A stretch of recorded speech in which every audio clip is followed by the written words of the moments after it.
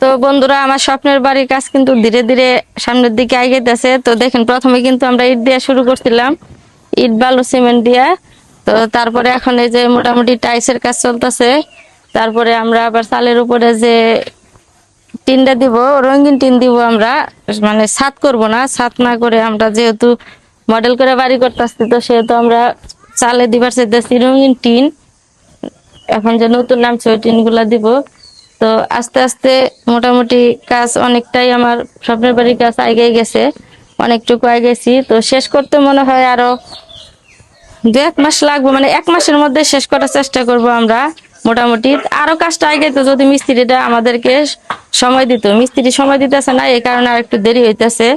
তো আপনারা ফুল বাড়িটা দেখে, দূর থেকে দেখে বলেন তো যে আসলে আমার বাড়ির যে গেট আপটা, বাড়ির যে মডেলটা, এটা কেমন হয়েছে, আপনাদের পছন্দ হয়েছে কিনা।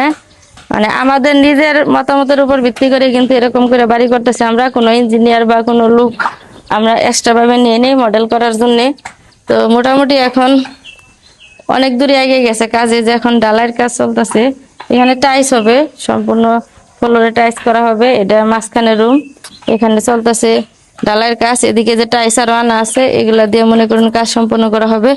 আনার বাকি আছে এখন, শুধু দরজাগুলো আনার বাকি আছে না, কাঠের দরজা আনা বাকি আছে। এদিকে বাথরুমের দরজা আনা হয়ে গেছে। তো মোটামুটি এই বাড়ি করতে কত খরচ পড়ছে আপনারা বলেন তো, আইডিয়া করে। মানে এ পর্যন্ত আমার কত টাকা খরচ যাইতে পারে। তো অনেকেই কিন্তু আমাকে রাস্তাঘাটে দেখালে প্রশ্ন করেন যে আপু, আপনার স্বপ্নের বাড়ির কাজ শেষ হয়েছে কিনা, স্বপ্নের বাড়ির কাজ কত দূর পর্যন্ত চলতেছে। তো আমি তো বাড়িতে থাকি না, আমি থাকি গাজীপুরে। যেহেতু আপনাদেরকে প্রতিনিয়ত নতুন নতুন বিনোদনমূলক কন্টেন্ট বা সচেতনমূলক কন্টেন্ট দিই, সেহেতু আমাকে ওই কাজগুলো নিয়ে ব্যস্ত থাকতে হয়। তো এই কারণে কিন্তু আমি বাড়িতে থাকতে পারি না। তো ঈদ উপলক্ষে আমি বাড়িতে আসছিলাম, আইসা মনে করেন চাইছিলাম যে বাড়ি কাজটা আরেকটু আগে যাব, কিন্তু যাইতে পারলাম না। দুঃখজনক বিষয় যে ঈদের সময় অনেকে বাড়িতে আসছে, এই কারণে মিস্ত্রিরা অনেক জায়গায় নতুন নতুন ছোটখাটো কাজ ধরছে। ওগুলা কাজ আগে কইরা আসতেছে, কারণ এই কাজটা তো আমার আগের থেকে ধরা আছে। আর এগুলা 2 দিন পরে করলে ওদের সমস্যা নাই, এই কারণে আমাকে সময় দিতেছে না। এই কারণে একটু পিছিয়ে গেছি। তো সমস্যা নাই, ইনশাল্লাহ আশা করি যে কুরবানি ঈদের আগ পর্যন্ত আমাদের এই বাড়ির কাজটা শেষ হবে। আর এদিকে ওই দূরের থেকে ক্যামেরা দিয়ে ফুল বাড়িটা সবাই দেখাই দাও, যাতে সবাই দেখতে পারে যে আসলে আমার বাড়ির কাজটা, মানে বাড়িটা সম্পূর্ণ ক্লিয়ার হইলে কতটুকু হইবে। তো এদিকে কিন্তু একটা কাজ ভুল করছে, আপনারা দেখতে পাচ্ছেন যে আমার এই সিঁড়িটা, কারণ এখানে এই বাড়ির থেকে বের হওয়ার সময় এখানে এই এই রাউন্ডটা কিন্তু ভুল করা হয়েছে। সে সিঁড়িটা দেখতেছি 4 কোণা করছে। তো এটা আমার চোখে মনে হইতেছে এটা ভুল। আসলে কি এই 4 কোণা সিঁড়ি থাকলে ভালো হবে এখানে, নাকি রাউন্ড সিঁড়ি দিলে ভালো হবে? আপনারা একটু কমেন্টস করে বলে যাবেন যে এখানে আমার মনে হয় যে এরকম এটার সাথে ম্যাচিং করে এরকম গুল সিঁড়ি হলে ভালো হবে। তো এটার কাজও মানে ভাঙ্গে আবার নতুন করে করতে হবে মিস্ত্রিদেরকে দিয়া। কারণ আমি চাই যে আমার স্বপ্নের বাড়ির প্রত্যেকটা কাজ আমার মনের মতো হোক, কোনো কাজে যেন কোনো ঘাটতি না থাকে, কমতি না থাকে। তো যাই হোক, জানি না শেষ পর্যন্ত কি হবে। তো এর মধ্যে আপনাদের মতামত কিন্তু আমার একটু জানার ইচ্ছা হয়, কারণ আপনাদের ভালোবাসা এবং সাপোর্টে আজকে আমি এই পর্যন্ত আসতে পারছি। তাই জিজ্ঞেস করলাম যে সিঁড়িটা আসলে কেমন হবে। আর এদিকে মনে হয় বসার জন্য করা হবে। এদিকে আরো কাজ বাকি আছে, অনেক কাজ বাকি আছে এখনো। পুরা কাজ কমপ্লিট করতে পারি, আর অনেক কাজ বাকি আছে। এদিকে বাড়াই দিবা না, এদিকে মানে বসার জন্য আর কি, এই সাইডে ওই সাইডে 2 সাইডে ব্রাঞ্চের মতো দেওয়া হবে। তো এই কাজটা বাকি আছে।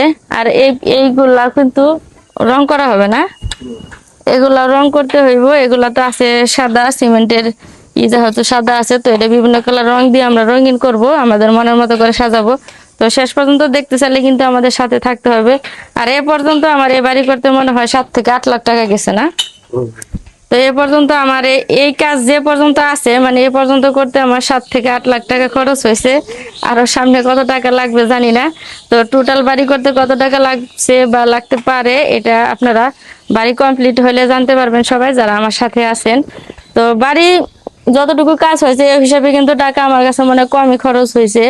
কারণ আরো বেশি, অনেকে বলে যে আরো বেশি খরচ হয়েছে, মনে হয় না বেশি খরচ হয়নি। আপনাদের কাছে মিথ্যা কথা বলে আমার কোনো লাভ নাই, কারণ আমি সত্যি কথা বলতে চাই সব সময়।